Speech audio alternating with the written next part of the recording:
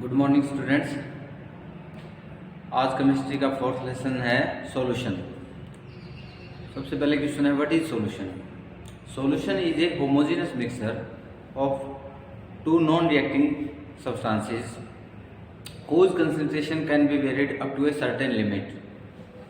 Solution may be defined as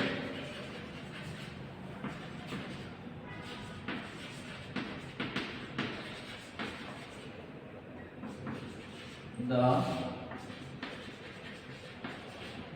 homogeneous mixture of two non-reacting substances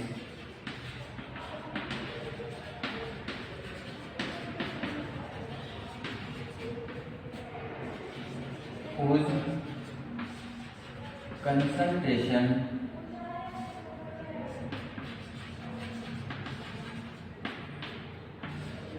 can be varied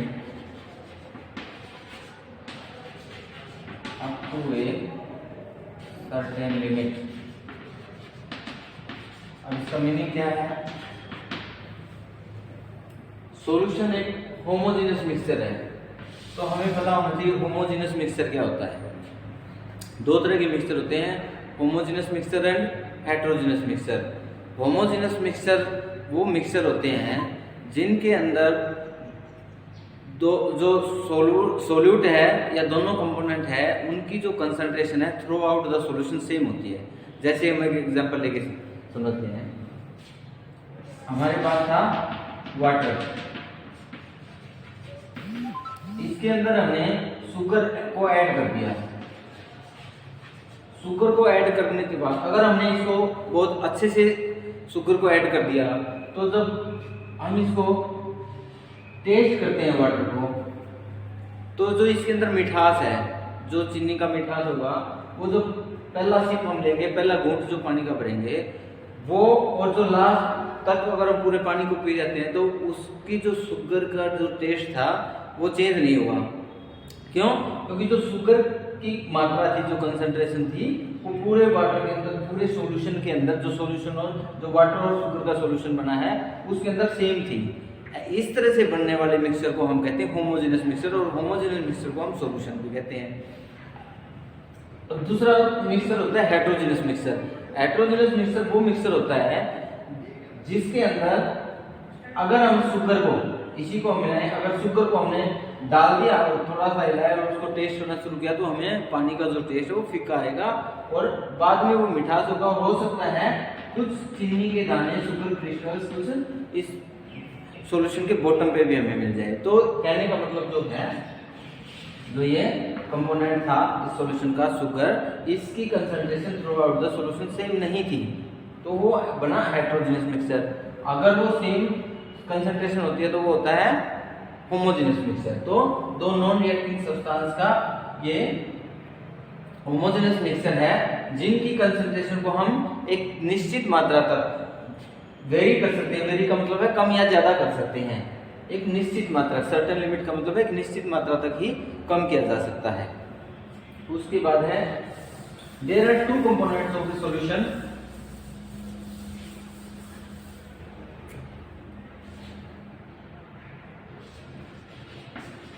components of a solution,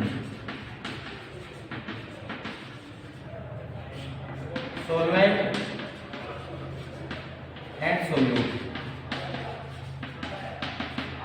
What is solvent? Solvent is the component of the solution which is present in larger amount in the solution. Solution के अंदर जो component ज्यादा मात्रा में है, जैसे हमने water और शुगर का भी एग्जांपल लिया था। वाटर और शुगर में कौन सा ज्यादा अमाउंट में था? वाटर था, तो वाटर। और सॉल्यूट क्या था? दूसरा शुगर, जो कम अमाउंट में था। The component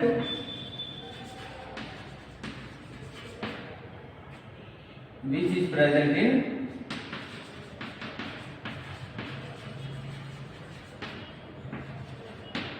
larger amount.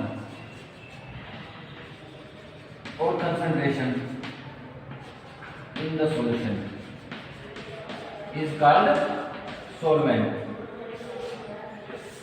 और ये which is present in larger कितना smaller amount, जो स्मॉल अमाउंट में प्रेजेंट होगा कंपोनेंट उसको हम कहेंगे सोल्यूट, और जो लार्ज अमाउंट में प्रेजेंट होगा उसको हम कहेंगे सोलवेंट। अब एक होता है aqueous solution.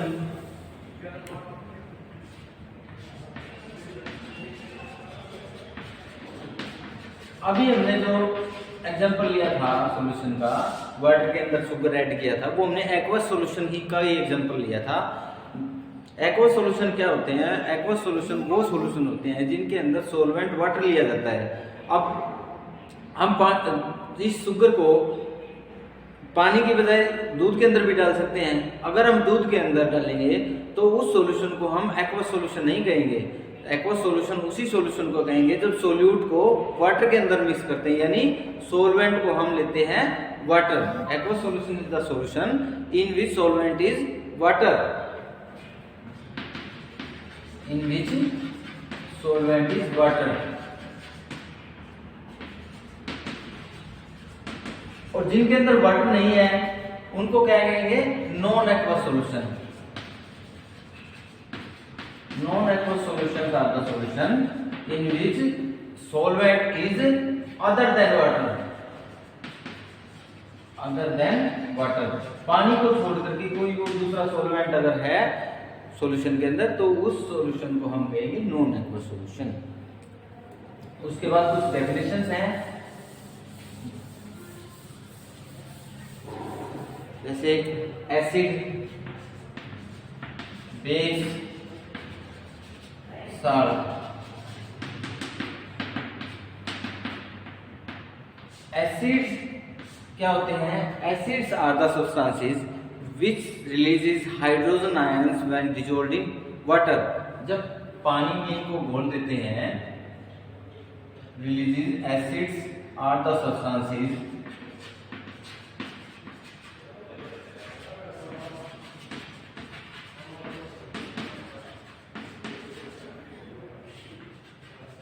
which releases hydrogen ion when dissolved in water।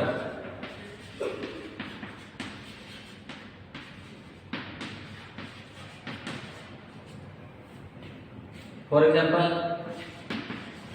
HCl plus water,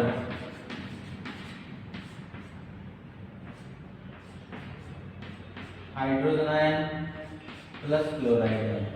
इस तरह से ये आयंस के अंदर ब्रेक हो जाता है, या हाइड्रोजन आयंस के अंदर चेंज हो जाते हैं। और बेस आर क्या है? Bases are the substances which releases hydroxyl ions, OH ions when dissolved in water. जैसे सोडियम हाइड्रोक्साइड प्लस वाटर, तो ये ब्रेक हो जाएगा सोडियम आयन और हाइड्रोक्सिल आयंस में। तो यहाँ हाइड्रोक्सिल आयंस रिलीज हुए, यहाँ हाइड्रोजन आयन रिलीज हुए। तो वो सब्सटेंस इनके को वाटर में डिसॉल्व करने पर हाइड्रोजन आयन को रिलीज करते हैं, उनको हम कहते हैं एसिड्स, और जो हाइड्रोक्सिल आयंस रिलीज करते हैं उनको हम कहते हैं बेस। साल्ट्स क्या हैं? Salts are the substances which are formed by the combination of acids and base. अभी हमने देखा था HCl क्या था? एसिड था जिसके अंदर वाटर डालने पर हाइड्रोजन आयन रिलीज हुआ था। NaOH क्या था? बेस था जिसके अंदर वाटर डालने पर हाइड्रोक्सिल आयन रिलीज हुआ था। तो इसमें जो हाइड्रोजन आयन और बेस में जो हाइड्रोक्सिल आयन है वो मिलकर बनाते हैं वाटर और सोडियम क्लोराइड। इस तरह से सोडियम क्लोराइड क्या है? एक साल्ट है जो एसिड और बेस के मिलने से बनता है और साथ में वाटर रिलीज होता है। उसके बाद है एसिडिटी एंड बेसिसिटी।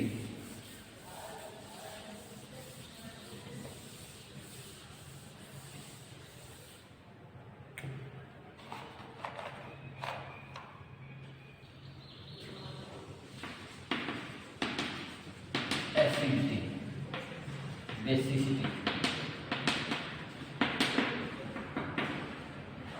इसके ब्रैकेट में मैं लिख देता हूं ताकि आपको अच्छे से याद रहे।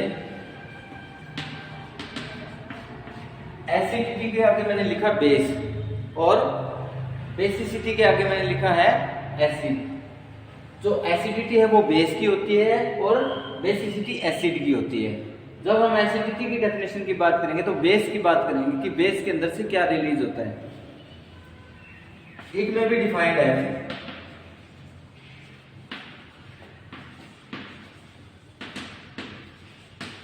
The number of hydroxyl ions released or furnished by one molecule of a base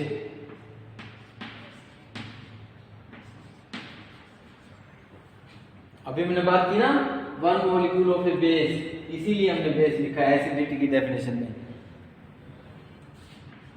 in an aqueous solution, इसका मतलब क्या हुआ? इसका मतलब ये हुआ कि जब किसी बेस को पानी में डाल देते हैं तो उस बेस के अंदर से कितने हाइड्रोक्सिल आयंस निकलते हैं वो उस बेस की एसिडिटी कहलाती है। जैसे सोडियम हाइड्रोक्साइड है, इसके अंदर एक OH है, जब हम वाटर के अंदर इसको डाल देंगे तो ये एक OH आयन रिलीज करेगा, इसलिए हम बोलेंगे इसको मोनो एसिडिक बेस। ये क्या है? Mono acidic base. अगर हमने कैल्शियम हाइड्रोक्साइड, तो जब इसको वाटर के अंदर डिसॉल्व करते तो इसके अंदर से ये 2 OH है, तो 2 OH ion hydroxyl ion release होंगे, इसलिए इसको बोलेंगे डाई एसिडिक बेस। अगर हम एग्जांपल ले एल्युमिनियम हाइड्रोक्साइड, तो ये क्या है? इसके अंदर से 3 हाइड्रोक्स आयन रिलीज हो सकते हैं, तो इसलिए हम इसको बोलेंगे ड्राई एसिडिक बेस। समझ में आया कि किसी भी बेस को के एक मॉलिक्यूल के किसी भी बेस को जब हम वाटर के अंदर डाल देते हैं, एक्वस सॉल्यूशन बना देते हैं, तो उस बेस के एक मॉलिक्यूल के अंदर से, ये नहीं कि सोडियम हाइड्रोक्साइड हमने 500 ml डाल दिया तो उसके अंदर से कितने निकले, नहीं, एक मॉलिक्यूल, उस 500 ml के अंदर बहुत सारे मॉलिक्यूल हो सकते हैं, उन सारे मॉलिक्यूल्स में से एक मॉलिक्यूल के अंदर कितने निकलते हैं। अगर 500 मॉलिक्यूल है तो 500 ही निकलेंगे, तो एक में से फिर एवरेज आई एक, इसलिए हम उसको बोलेंगे मोनो एसिडिक बेस, और वही उसकी एसिडिटी कहलाती है।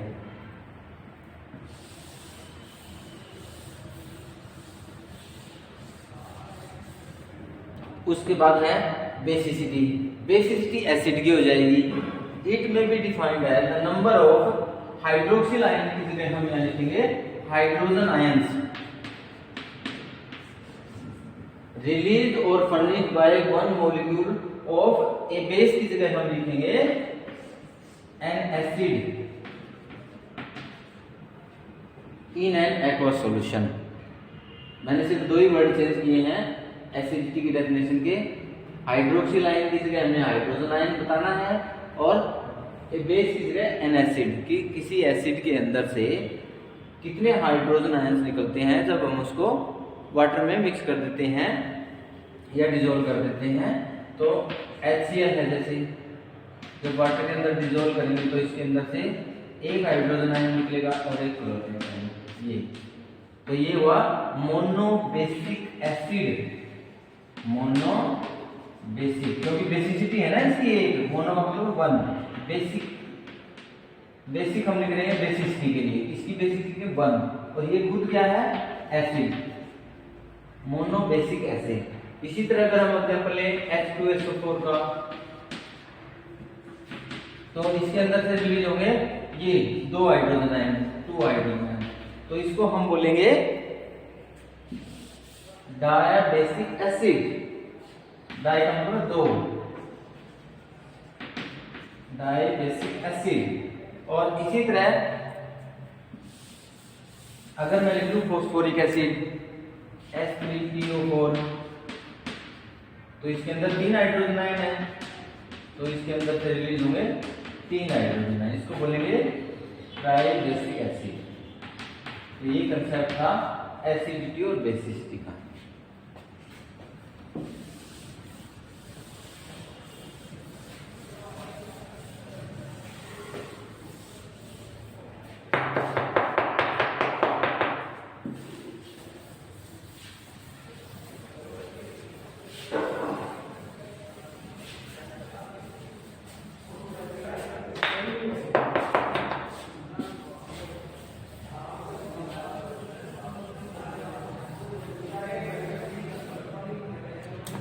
उसके बाद है नेक्स्ट टॉपिक है concentration of solution. Concentration of solution is defined as the amount of solute dissolved in a specific और फिक्स्ड अमाउंट ऑफ सॉल्वेंट। कि किसी फिक्स अमाउंट हमारे पास सॉल्वेंट की है, उस सॉल्वेंट के अंदर कितनी सोल्यूट की कंसंट्रेशन है और कितनी अमाउंट सोल्यूट की है, वो कहलाती है कंसंट्रेशन। इसको हम रिप्रेजेंट कर सकते हैं ग्राम पर लीटर में,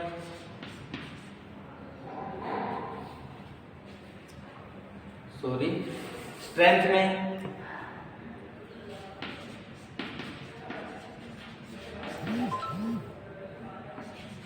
मोलरिटी में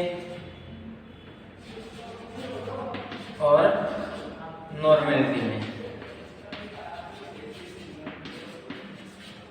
सबसे पहले एक बार अगर हमने स्ट्रेंथ की डेफिनेशन को पढ़ लिया, उसके बाद ये इसी से रिलेटेड है, ये आपको समझ में आएंगे। स्ट्रेंथ क्या कहलाती है? The number of gram of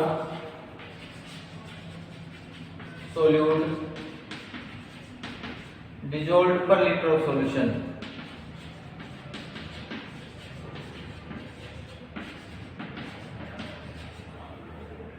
per liter of the solution।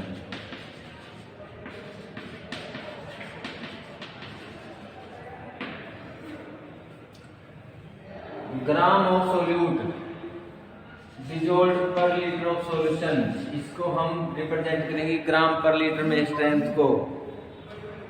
उसके बाद है मोलरिटी। अब मान लो एग्जांपल लेते हैं एक कि कोई सॉल्यूशन है हमारे पास जिसके 5 gram of NaOH is dissolved in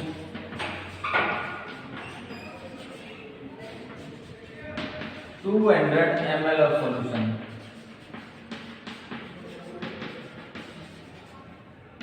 Find its strength।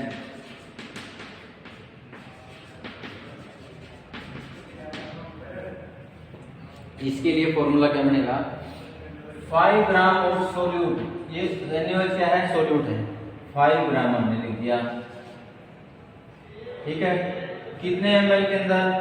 200 ml लिख दिया। ये क्या है? ये हमने मान लिया A और ये हमने मान लिया B, वॉल्यूम ऑफ सॉल्यूशन, और A क्या है? Amount of solute. तो स्ट्रेंथ के लिए फॉर्मूला बनता है A divide by B into 1000 है पर लीटर के लिए। तो अब इसकी स्ट्रेंथ, इस क्वेश्चन में इसकी स्ट्रेंथ क्या होगी सॉल्यूशन की? A की जगह हमने लिख दिया 5, B की जगह हमने लिख दिया 200 और 1 लीटर के लिए 1000 था। ये ऐसे कैसे हमने लिया? 2 जीरो से 2 जीरो को काट दिया, 2 पंजे 10 और 25 ग्राम पर लीटर, ये इसकी स्ट्रेंथ है। क्लियर? ये न्यूमेरिकल आपको समझ में, या ये फॉर्मूला अगर आपको समझ में आ गया, तो अब ये बाकी के जो तीनों चीजें हैं वो आपको बहुत ही क्लियरली समझ में आएंगी। एक बार मैं दोबारा बता देता हूँ इसको कि किसी सॉल्यूशन के अंदर 1 लीटर में कितना ग्राम सोल्यूट डिसॉल्व है।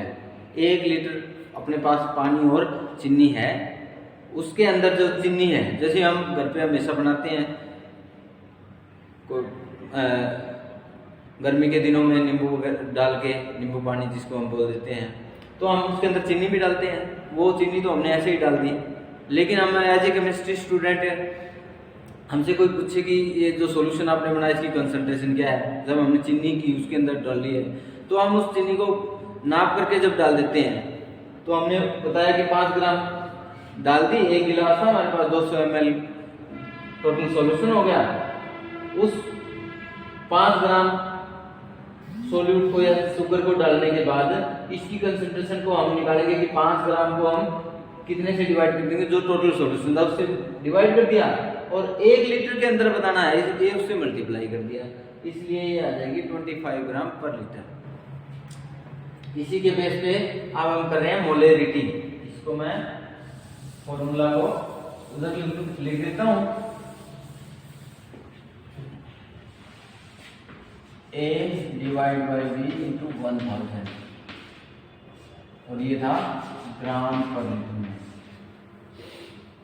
उसके बाद है मोलेरिटी, द नंबर ऑफ ग्राम, यहां ग्राम तक आ जाएगा। उसके बाद यहां लिखेंगे mole of solute dissolved per litre of the solution. पूरी डेफिनेशन सेम है, सिर्फ ग्राम के बाद मोल लिखना है, उससे हमें पता जो निकालेंगे हम उस सॉल्यूशन की मोलरिटी निकालेंगे, concentration. Molarity A 5 gram of solute of sodium hydroxide is dissolved in 200 ml of the solution। Statement same है, फाइंड इट्स मोलरिटी। अब मोलरिटी को हम कैपिटल M से डिनोट करते हैं, A divide by B into 1000 पर formula लिखा हुआ है। इसमें मैं थोड़ा चेंज कर रहा हूँ, A 1000 डिवाइड बाई B, ये V को मैंने इधर लिखा है। अब ये V को इधर लिखने का एक मेरा पर्पस क्या है कि मैं इसके नीचे मॉलिक्यूलर मास ऑफ सोल्यूट लिखूंगा। जब मॉलिक्यूलर मास ऑफ सोल्यूट से हम डिवाइड करते हैं अमाउंट ऑफ सोल्यूट को, कि हमने 5 ग्राम 10 ग्राम 20 ग्राम सोल्यूट को डाल दिया, कौन सा सोल्यूट डाला उससे डिवाइड कर दिया मॉलिक्यूलर मास, तो ये ग्राम मोल निकलाता है। ये क्या निकलाते हैं, ग्राम मोल।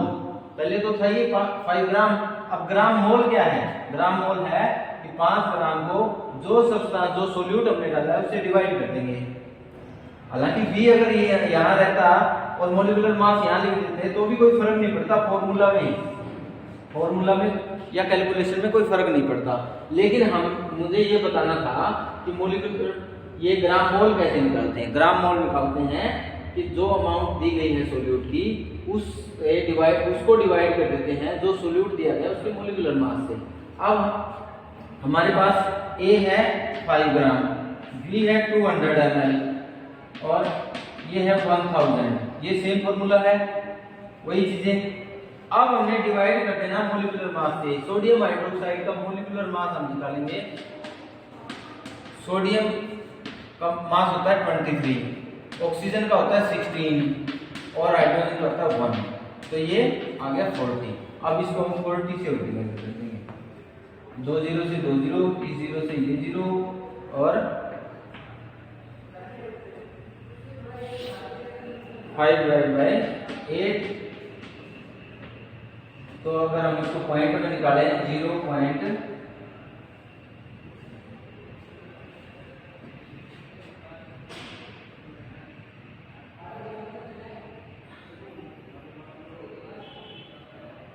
ये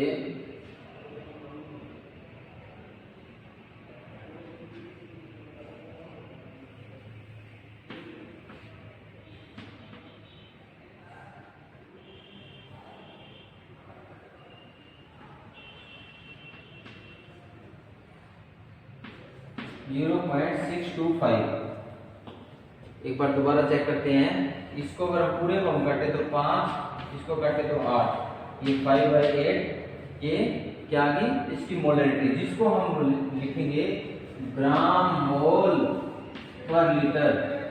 इसको हम लिखेंगे ग्राम मोल पर लीटर के अंदर। जैसे हमने ये ग्राम लीटर में लिखी थी, इसमें मोल था, इसलिए हमने ये ग्राम मोल पर लीटर में लिख दिया है। दोनों क्वेश्चन समझ में आए? इसके साथ ही बाकी की जो दोनों चीजें बची हैं, मोलैलिटी और नॉर्मेलिटी। अब इसको या मैंने कैपिटल M लिख दिया, या मैंने स्मॉल m लिख दिया, या मैंने कैपिटल N लिख दिया। इनको रिप्रेजेंट करते हैं। जहां भी आपको कैपिटल N लिखा दिखेगा उसका मतलब नॉर्मेलिटी होगा, स्मॉल m लिखा दिखेगा उसका मतलब मोलैलिटी होगा, कैपिटल M का मतलब मोलैलिटी होगा।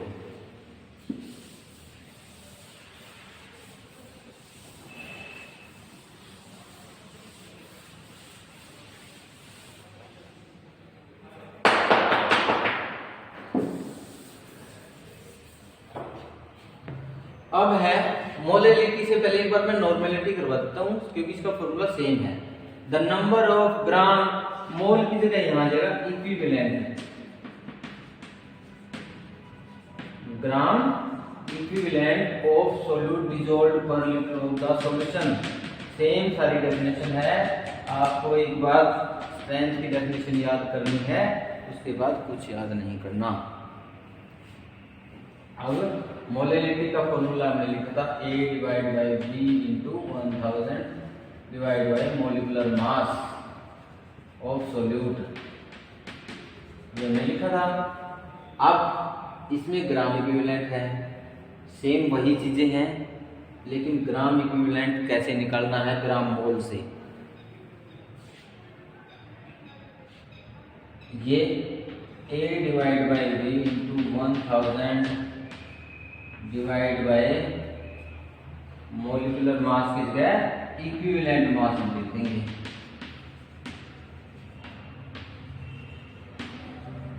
Equivalent mass of solute. था कोई डिफरेंस? इसमें इक्विवेलेंट था, इसमें मोल था तो मोलिकुलर मास, इसमें ग्राम इक्विवेलेंट तो इक्विवेलेंट मास ऑफ सोल्यूट। एक माइनर सा डिफरेंस है। अब ये इक्विवेलेंट मास कैसे निकालते हैं? हमारे पास स्टेटमेंट वही है। एक बार मैं इधर इससे वो रख कर देता हूँ। 5 gram of sodium hydroxide is dissolved in 200 ml of the solution.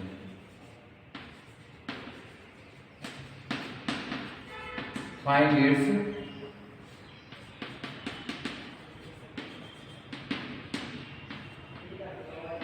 Normality. इसकी नॉर्मेलिटी हमें बतानी है। अब इक्विवेलेंट मास निकालने से पहले हम इसका मोलिकुलर मास निकालेंगे, जो कि हमने निकाला था 40, 23 + 16 + 1 करके निकाला था ना 40। अब इस 40 को, मोलिकुलर मास को अगर हम डिवाइड कर दें, अब क्योंकि ये सोडियम हाइड्रोक्साइड है एक बेस, क्या है ये? बेस। क्यों है बेस? क्योंकि जब हम इसको वाटर में डिसॉल्व करते हैं तो इसके अंदर से OH आयन फर्निश होते हैं, हाइड्रोक्सिल आयन निकलते हैं, इसलिए ये बेस है। तो बेस का इक्विवेलेंट मास कैसे निकालते हैं? वो निकालते हैं molecular mass divide by base की होती है एसिडिटी, उस एसिडिटी से डिवाइड कर देते हैं। अब सोडियम हाइड्रोक्साइड की एसिडिटी कितनी है? एसिडिटी क्या होती है? एसिडिटी होती है कि जब हम इसके 1 मोल को वाटर के अंदर डिसॉल्व करते हैं तो कितने हाइड्रोक्सिल आयन निकलते हैं? 1 निकलता है, तो 1 से ही डिवाइड करेंगे तो इसका मोलिकुलर मास और इक्विवेलेंट मास बराबर हो जाएंगे। Molecular mass equal to equivalent mass. तो कोई चेंज ही नहीं था, ये तो बहुत ही आसान क्वेश्चन हमारे लिए बन गया है। अगर इसी तरह कोई बेस होता, सॉरी एसिड होता, तो एसिड के लिए मोलिकुलर मास को हम डिवाइड कर देते उसकी बेसिसिटी से। किससे डिवाइड करते? बेसिसिटी से। तो ये सेम वही आ गया। ए हमारे पास 5 है, ये मैं इधर लिख रहा हूँ, ये हमारे पास 5 है, बी हमारे पास 200 है, 1000। अब मोलिकुलर मास है या इक्विवेलेंट मास के बराबर है। मोलिकुलर मास हम लिखते हैं जब हमने मोलरिटी निकालनी हो, और इक्विवेलेंट मास लिखते हैं जो हमने नॉर्मलिटी निकालनी हो। ये है बराबर है, तो 0.685 85 था या 25 था, ये हम देख लेते हैं। 5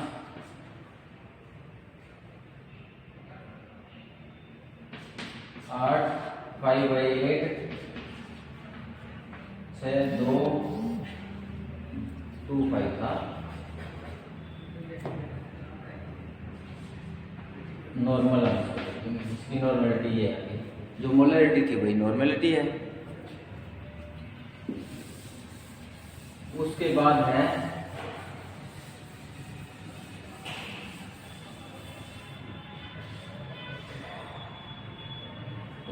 है मोलैलिटी, जिसको हम स्मॉल m से डिनोट करते हैं मोलैलिटी को। अब मोलैलिटी में और मोलरिटी में बहुत ही छोटा डिफरेंस है। Number of gram mole, molarity में लिखा था ना, number of gram mole of solute dissolved per litre of solution.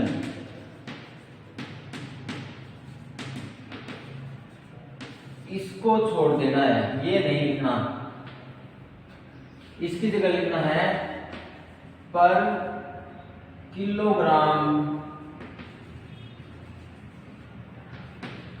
Of solution की जगह लिखना है सॉल्वेंट।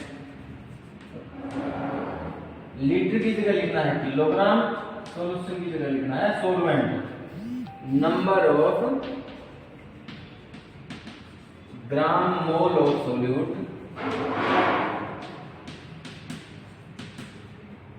dissolved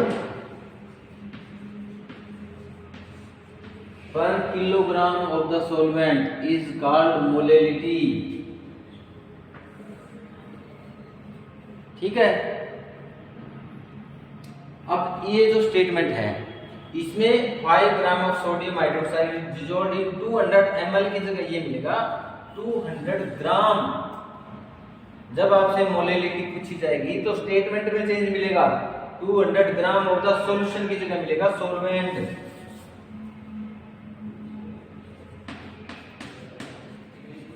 और यहां मिलेगा ग्राम, जो इसकी यूनिट होगी ग्राम मोल पर किलोग्राम, क्योंकि ये पर किलोग्राम में पूछा गया है, इसलिए ये मिलेगा ग्राम मोल पर किलोग्राम। तो अभी इसमें ए वी की जगह हम लिखेंगे बी। ए तो है अमाउंट ऑफ सोल्यूट और बी है अमाउंट ऑफ सॉल्वेंट। बाकी सारी चीजें सेम रहेगी। इसी तरह मोलिकुलर मास आएगा A divide by B into 1000 divide by molecular mass of solute. सिर्फ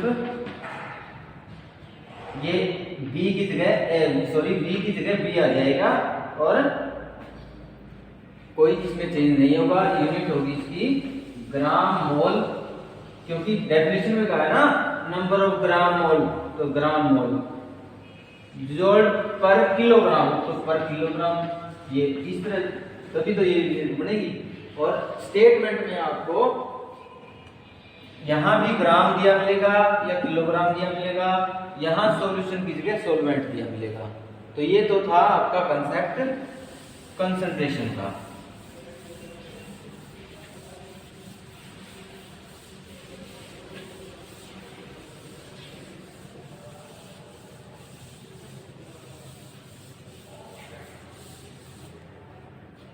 उसके बाद है pH, potential of hydrogen. PH में भी डिफाइंड है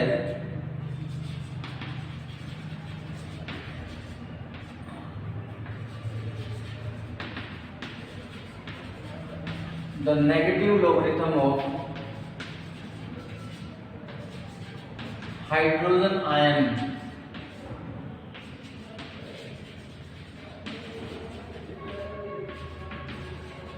और हाइड्रोक्सिल आयन भी हम इसको कह सकते हैं।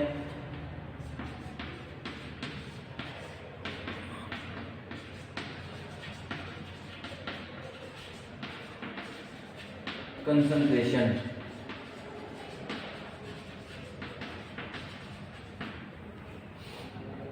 न्यूमेरिकली मैथमेटिकली अगर हम देखें तो pH is equal to negative log of hydrogen ion और माइनस लॉग हाइड्रोनियम आयन और pH is equal to 1 over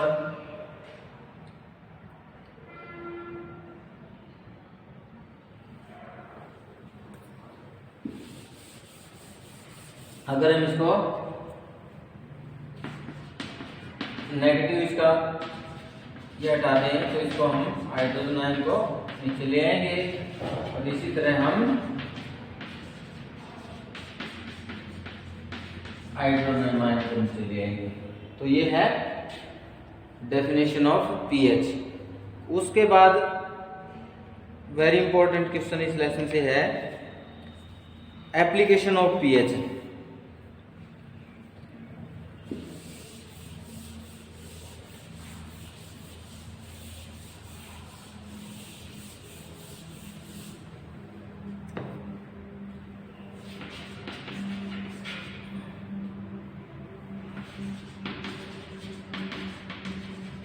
applications of pH.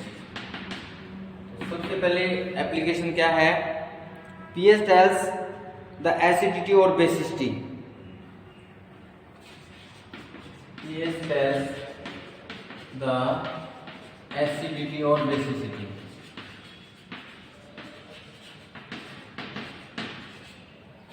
और an acid or a substance is an acid or a base if pH is between 0 to 7। अगर किसी solution की pH 0 से 7 के बीच में है तो वो कहलाएंगे एसिड, और 7 है तो वो कहलाएंगे न्यूट्रल, और 14 और 7 के बीच में है तो वो कहलाएंगे बेस। जितनी pH 0 की तरफ जाएगी 7 से उतना ही स्ट्रॉन्ग एसिड बनता जाएगा कोई सॉल्यूशन, और जितनी 7 से 14 की तरफ किसी सॉल्यूशन की pH जाएगी उतना ही स्ट्रॉन्ग बेस बनता जाएगा। सेकंड है the concentration of solution can be checked by pH।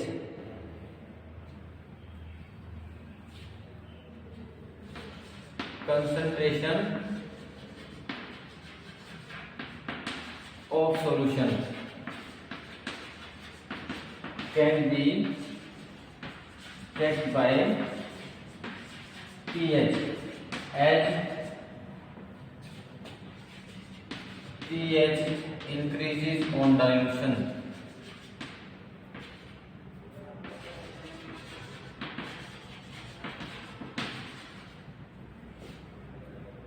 Third point है pH plays an important role in detecting the completion of the acid-base reaction. Indicator changes its color।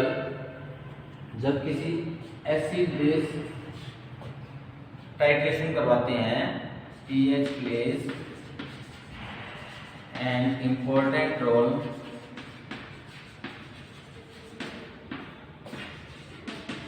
in acid base titration।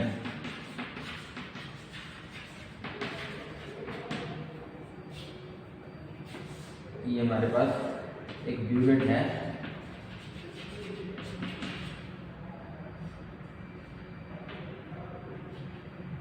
इसके ऊपर numbering है।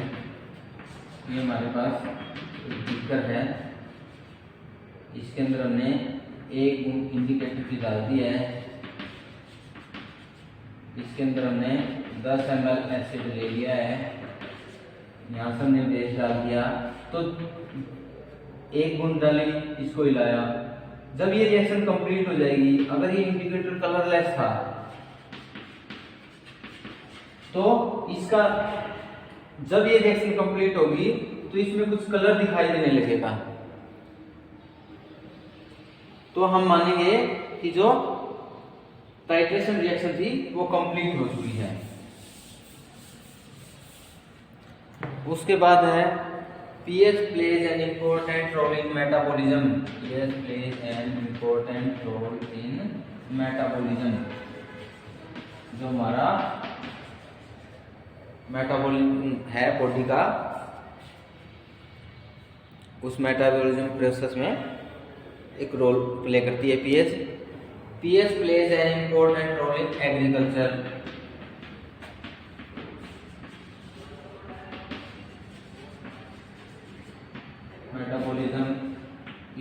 Metabolism process in human body, इसको human body. Agriculture के अंदर, उसके बाद food preservation में important role in food preservation.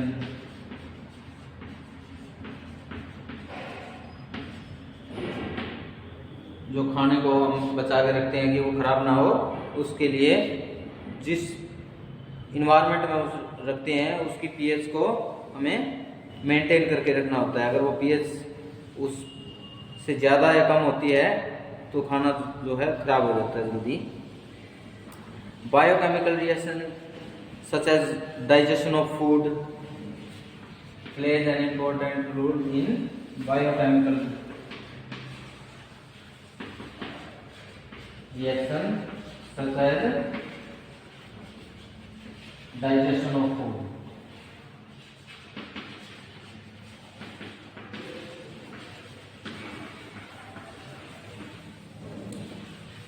उसके बाद है पीएच की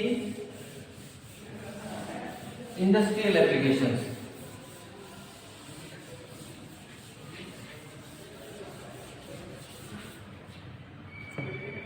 इंडस्ट्रियल एप्लीकेशंस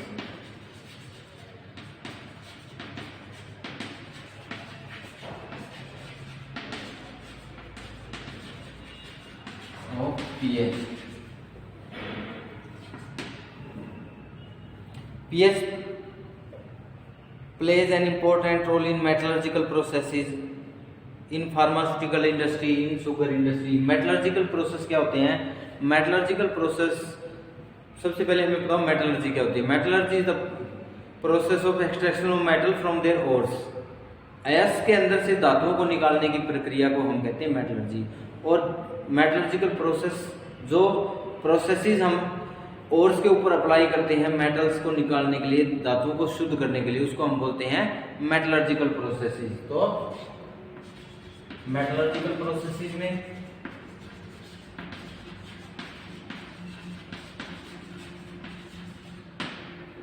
शुगर इंडस्ट्री में, फार्मास्यूटिकल इंडस्ट्री में,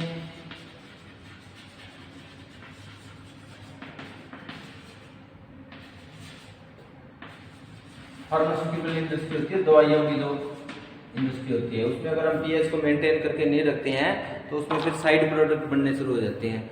शुगर इंडस्ट्री के अंदर अगर हम पीएच को मेंटेन करके नहीं रखते हैं तो शुगर की जो क्रिस्टल्स हैं वो हमने देखे हैं कि शुगर जो है अलग अलग रेट की हमें मिलती है, तो जो उसके क्रिस्टल हैं वो सही नहीं बन पाते हैं। जो प्रॉपर पीएच हमें जितनी चाहिए उसकी पीएच अगर हम बना के रखते हैं, और शुगर उसके जो दाने होते हैं वो मोटे दाने होते हैं शुगर के, नहीं तो वो लोअर क्वालिटी की शुगर बनती है। इसी के साथ ही आपका ये लेसन कंप्लीट हुआ।